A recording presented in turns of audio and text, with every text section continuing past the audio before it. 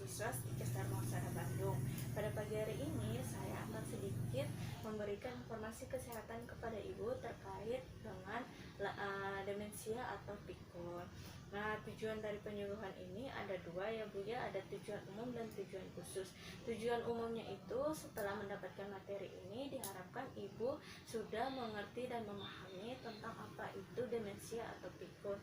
Tujuan khususnya itu setelah mendapatkan penyuluhan atau materi ini, ibu diharapkan dapat menyebutkan pengertian, klasifikasi, penyebab, tanda dan gejala, penata laksanaan, dan bagaimana cara pencegahan dan merawat pasien dengan demensia. Untuk kontrak waktunya itu selama 10 menit ya Bu ya, dibagi menjadi 3 sesi, yaitu sesi yang pertama 2 menit kita perkenalan, sesi yang kedua 6 menit yaitu saya akan memaparkan materinya tentang demensia, kemudian sesi yang ketiga yaitu 2 menit yaitu untuk mengevaluasi. Nah, untuk metodenya di sini saya menggunakan ceramah, tanya jawab dan diskusi. Sedangkan media di sini yang saya gunakan adalah leaflet ya Bu ya. Nah, ini ada leafletnya ya Bu ya. Nah, apakah Ibu sudah pernah mendengar atau mengetahui apa itu demensia atau pikun? Belum pernah nih.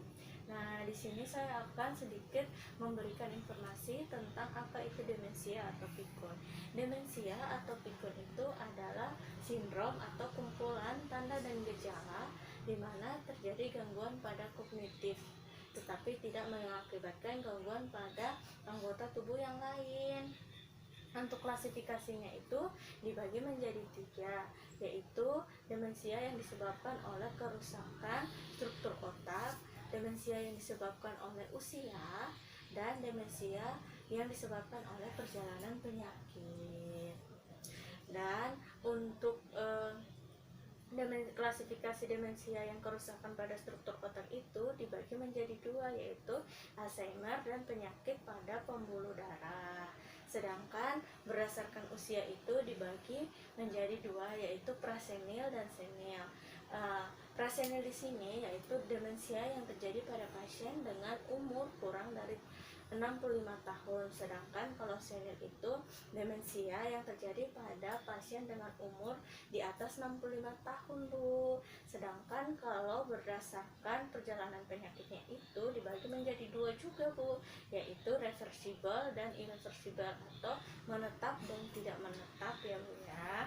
Untuk penyebabnya secara pasti penyebab dari demensia itu belum diketahui sampai sekarang ya Bu ya, tapi ada beberapa penyakit yang dapat menyebabkan terjadinya demensia atau pikun itu sendiri Bu.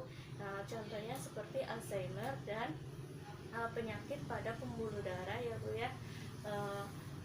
Bagaimana tanda dan gejalanya? Tanda dan gejala dari demensia itu yaitu yang pertama daya ingat menurun, contohnya seperti lupa ya, ibu sering lupa, terus gangguan orientasi waktu dan tempat, ekspresi yang berlebihan, serta perubahan perilaku.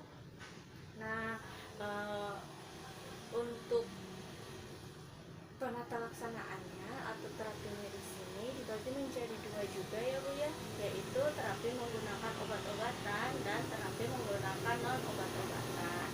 Kalau menggunakan obat-obatan itu berarti ibu harus dibawa ke rumah sakit untuk mendapatkan perawatan dan petunjuk dari dokternya. Sedangkan kalau terapi yang tidak menggunakan obat-obatan itu, ibu hanya memerlukan dukungan dari keluarga ibu.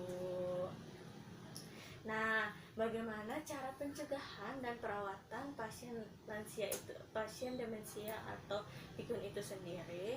Nah, cara pencegahan ataupun perawatannya yaitu dengan cara tetap mengoptimalkan ketajaman kognitif pasien dengan cara rajin membaca, berkumpul ataupun berinteraksi dengan orang-orang yang memiliki hobi yang sama dengan ibu, serta menjauhkan diri dari zat-zat ataupun obat-obatan yang dapat merugikan tubuh ibu.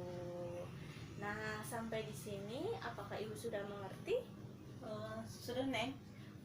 Apakah ada yang ingin ibu tanyakan? Tidak ada Neng. Nah, kalau tidak ada, mungkin saya ya yang akan sedikit bertanya kepada ibu, bisa kan ya? Bisa, Neng. Nah, coba Ibu sebutkan penyebab dari demensia itu apa? Penyebabnya itu pertama Alzheimer, yang kedua karena penyakit pembuluh darah. Oh iya, benar ya Bu ya. Satu lagi ya Bu ya pertanyaannya. Coba Ibu sebutkan bagaimana cara pencegahan dan perawatan pasien demensia atau pikun itu bagaimana?